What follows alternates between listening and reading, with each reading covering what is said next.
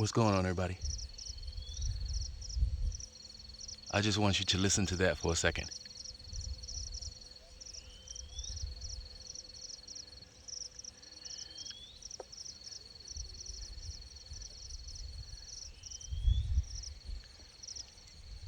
Listen to the peace.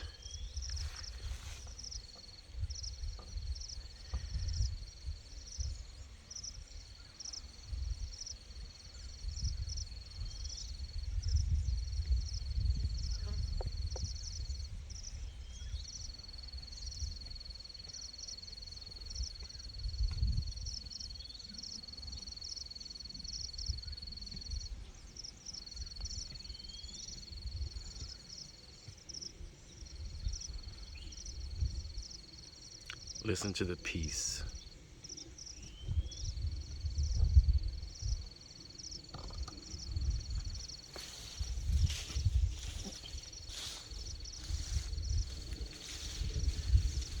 What's going on, everybody? This is Afro Think Tank. I just wanted you guys to listen to the peace for a quick second, just so you can get how I'm feeling right now. Waking up under the African sky in the motherland. You will get the best sleep you could ever have in your life when you're sleeping in your natural habitat. I'm telling you. But this video is about what I believe people should do who are serious about making their way to Africa to live. How I think they should go about it. Especially the people who have yet to travel to Africa. Because there are a lot of people who they really want to make the jump, and they just don't really know how to do it, or they just don't know where to start or what steps to take as far as like making the move, because the hardest thing to do is to take action. So I'm going to give you my recommendation of how I think you should do it, and I think you should do it in baby steps. First thing you should do, find the country that you want to go to. It doesn't necessarily have to be Nigeria, but I recommend you look at Nigeria as an option. Mainly because if you're an African American, you're a Nigerian. If you don't know your history, if you don't know the routes of the transatlantic slave trade, if you don't know your DNA and all that stuff, I recommend you do your DNA. I'm about 80 to 90% sure it will show up that you're mostly Nigerian.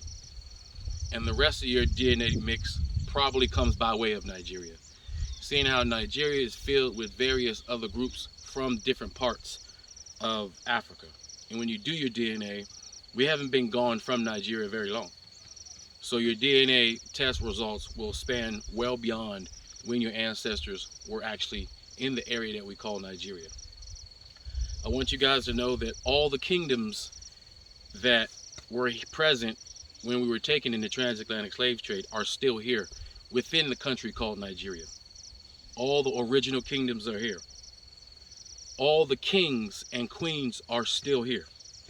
They may not be as prominent in the media as the United Kingdom's kings and their queens and all that, but rest assured, the old system, the monarchs are still here, thriving in their kingdoms and palaces with the same chiefdom classes and all the various different classes that go along with kingdoms. When African Americans was taken in the transatlantic slave trade, we were taken from the Oyo Empire, the Benin Empire, the Dahomis. We were taken from various kingdoms. Those kingdoms encompasses Nigeria, which creates a tumultuous situation at which when the Europeans made Nigeria, they forced these various kingdoms that had historical issues with each other for various reasons to become one country. That's why you have these different tribes and you have this thing that's called tribalism. It's not so much the tribalism, but it's the fact that there are various different kingdoms, understand, various different kingdoms that were forced to become one. So obviously that's going to take some time for the people to galvanize together and unify, which is actually happening. facts on the ground, most people get along. There are issues with Fulanis and herdsmen. You know, you have the herdsman culture versus the agricultural culture. Those two groups always clash, and they clash in various different countries around the world. No difference here. But as Nigeria improves, those situations improve. When we'll find a way to facilitate the herdsman culture with the agricultural culture, with common sense policies, those things will also improve too. But other than that, Nigeria is a very peaceful place for the most part, especially compared to America. Very peaceful. You don't have to worry about your kids being shot up in school here. When things happen here, it's international news. When things happen in America, it's Monday, Tuesday, Wednesday, Thursday, Friday. You understand what I'm saying? So, with that being said, how do I think you should make your way if you were coming to Nigeria or like Ghana? Because what I see a lot of people doing is they're just jitting up and going. They're so excited, they're so enthusiastic, they get up and they go. They take all their money, they spend it, and they go because they want to go right now. But then when they get there, things are not what they thought they were. Things are more expensive than they thought they were. Things are not as easy and simple as they thought they were. And then sometimes they have to just come back. They weren't ready, right? Or they have a bad experience because they didn't truly prepare themselves, or they didn't gradually immerse themselves within the culture and the systems in which they're about to move into. You got to understand, when you move to another country, you're moving into another culture, another system, another environment. Yes, the people are your people, but keep in mind, this is the system. There's another system outside of the Western white European system.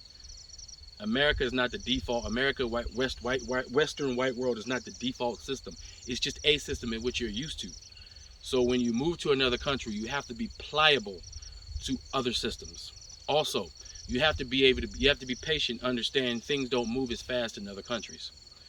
America is a go fast, go, hustle mentality. There are many countries that don't have that mentality. Some countries are more relax. I'll get there when I get there. You know how they always say black folks always late or whatever like that? Well, guess what? We got it from somewhere. We got it from here. Because it's more of a chilled environment.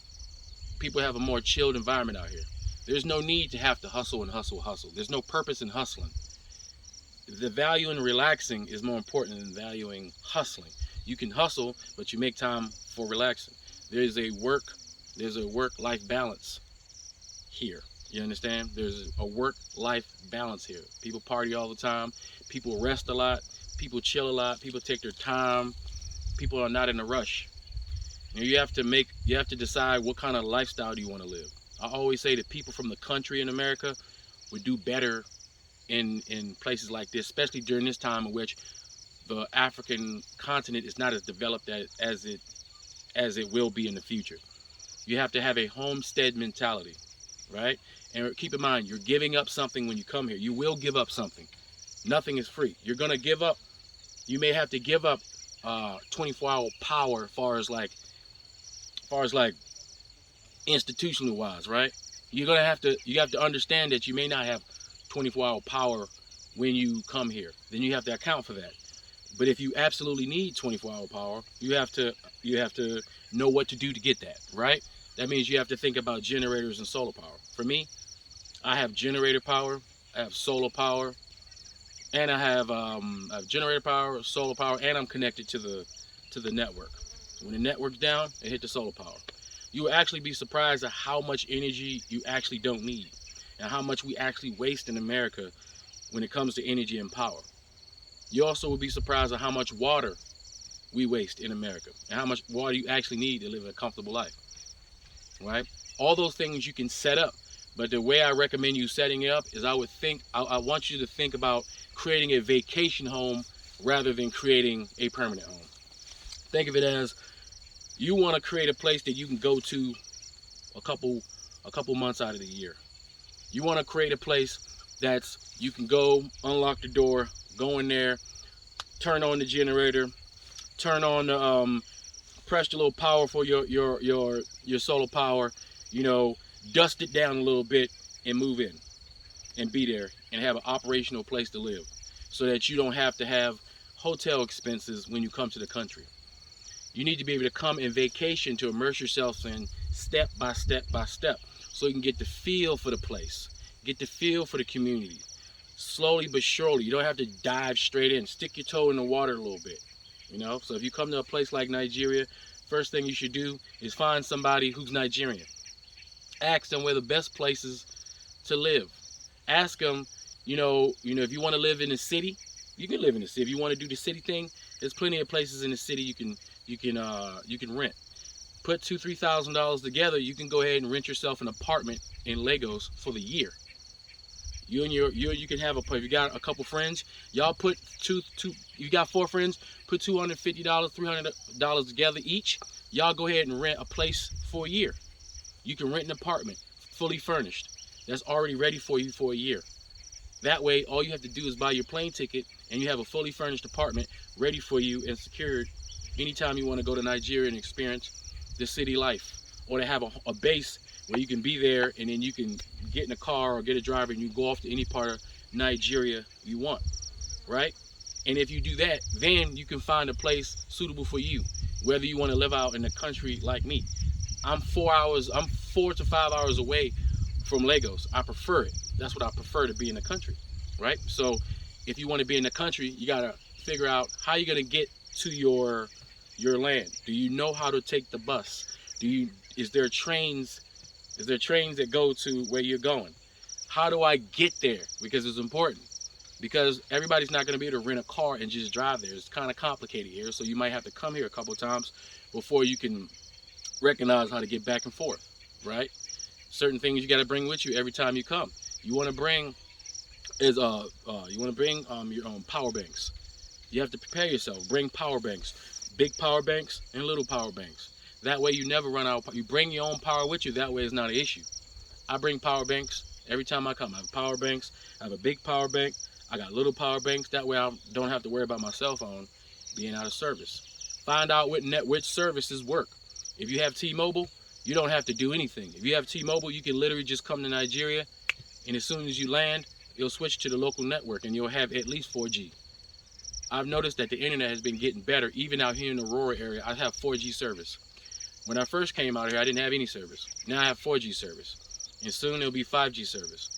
And I can get Elon Musk satellite internet, and I can have unlimited Wi-Fi if I want it. Kind of expensive, but if you want to get it, you can get it, right? It's not expensive. Well, it's expensive relative to the kind of internet they have here, but to us, it's probably comparable, right?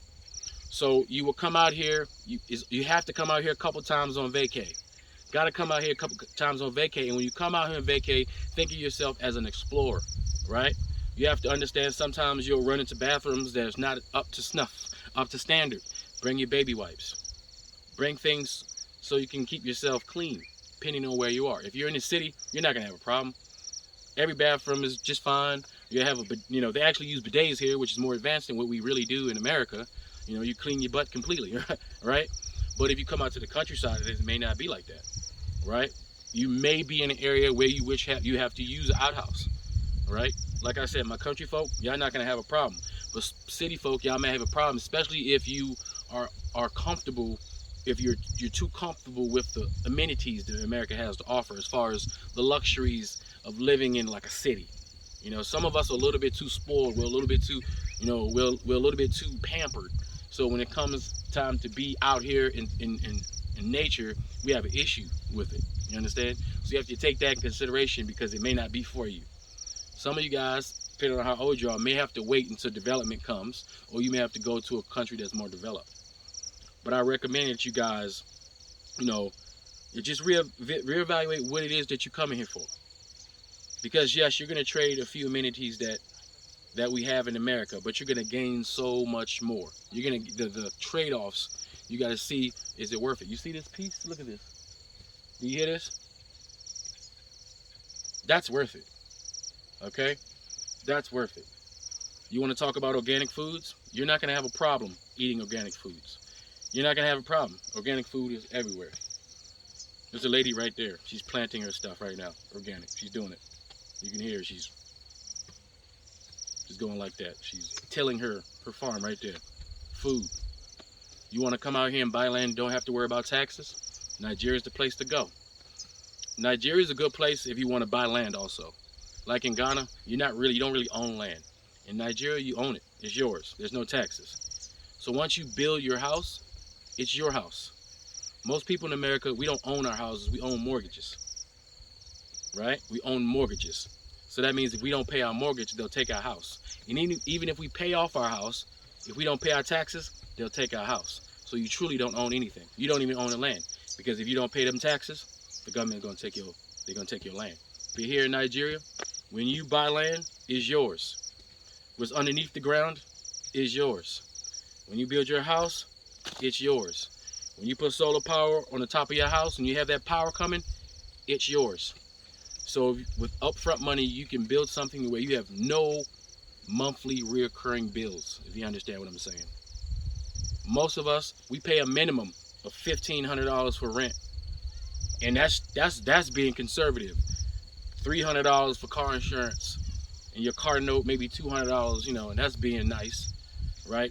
Most of us are paying no less than $2,000 on our basic bills just to survive.